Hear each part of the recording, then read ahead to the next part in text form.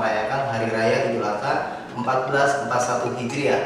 Momentum Hari Raya Idul Adha adalah momentum berkurban. Pemerintah Kota Bekasi mengeluarkan tata cara penyembelihan hewan kurban saat pandemi COVID-19 dan masyarakat Kota Bekasi harus mengikuti aturan tersebut untuk menekan penyebaran COVID-19. Kepala Dinas Ketahanan Pangan, Pertanian dan Perikanan Kota Bekasi, Alexander Julkarnain mengatakan, tata cara ini perlu diikuti oleh masyarakat yang ingin melaksanakan penyembelihan hewan kurban maupun pelaksanaan sholat Idul Adha. Aturan ini untuk mencegah penularan COVID-19. Jadi tentunya pada masa pandemi COVID-19 ini kita tidak berharap, sama sekali tidak berharap kalau nanti pada pelaksanaan penyembelihan hewan kurban ini itu malah muncul klaster baru ya, penyebaran virus COVID-19. Nah, oleh karena itu maka pemerintah Kota Bekasi mengatur bagaimana tata cara pemotongan hewan kurban agar tidak terjadi yang namanya klaster baru. Justru pada saat kita berharap bahwa hari Raya Idul Adha, Hari Raya Idul Kurban itu adalah saat yang berbahagia, gitu ya. Oleh karena itu kita atur bagaimana mulai dari pembelian hewan kurbannya, kemudian penyembelihannya, sampai kepada disampaikan kepada masyarakat yang menerima hewan kurban. Ini semuanya pada tahapan yang aman. Nah, kaitan dengan pembelian hewan kurban, kita berharap pembeliannya online saja, gitu ya, online menggunakan uang elektronik, sehingga transaksi langsung yang orang bertemu itu bisa kita hindari. Kalau memang nggak bisa juga, ya melalui panitia boleh kita pesan dengan panitia, nanti panitia yang beli secara online, misalkan seperti itu pada tahap pembeliannya.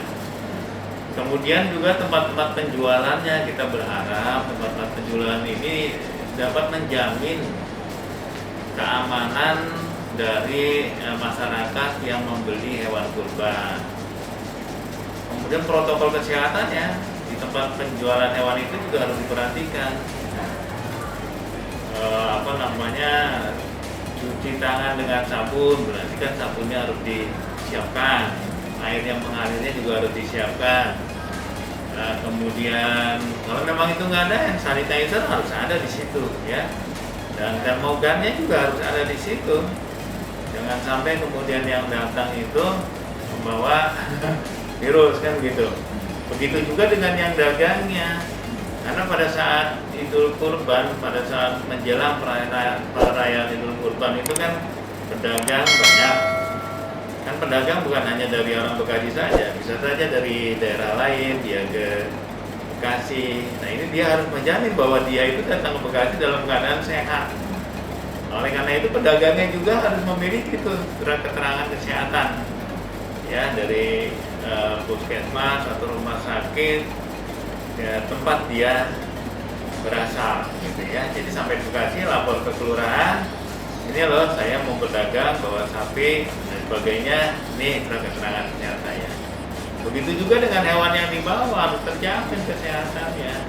Oleh karena itu sudah seminggu yang lalu teman-teman nih jalan nih, tim pengendali hewan kurban ini sudah jalan memeriksa kesehatan hewan kurban. Nah, pada saat pembeliannya, penjualannya itu harus terjamin keamanan pembeli maupun penjualnya, ya. Kemudian lalu lintas orangnya pada saat penjualan juga harus tertib, harus satu arah, gitu ya. Jangan crowded di situ, ya. Kalau crowded nanti peluang untuk terjadinya penularan itu besar. Gitu. Nah, selain tadi, ya, alat pengukur suhu tubuh harus ada, kemudian cuci tangan dengan sabun dengan air yang mengalir juga di situ harus ada, ya. Kalau nggak ada, hand sanitizer juga harus ada di situ. Dan semuanya harus menjaga kesehatan itu. Dan kemudian juga kita berharap aparatur di kelurahan juga mengontrol ini, mengendalikan ini, sehingga tempat penjualan itu betul-betul terjamin kesehatannya. Nah, kemudian pada saat penyembelihannya juga, ya, panitianya jangan banyak baca lah, gitu ya. memang idealnya penyembelihan ada di rumah potong hewan ya.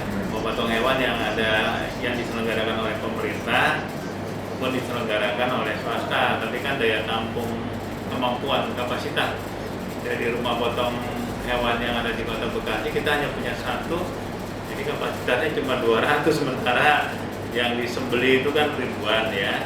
Nah, kalau memang ada penyelenggaraan itu tetap harus lapor ke pemerintah terdekat atau melalui website yang memang sudah kita siapkan dan kemarin sudah kita sosialisasikan itu. Nah, ini jadi penyembelihannya dilakukan oleh panitia banyak-banyak lah, sebelumnya aja ya, sebelumnya saja, dan jaga jarak, tetap pakai masker. Jadi alat pelindung diri itu tetap harus ada.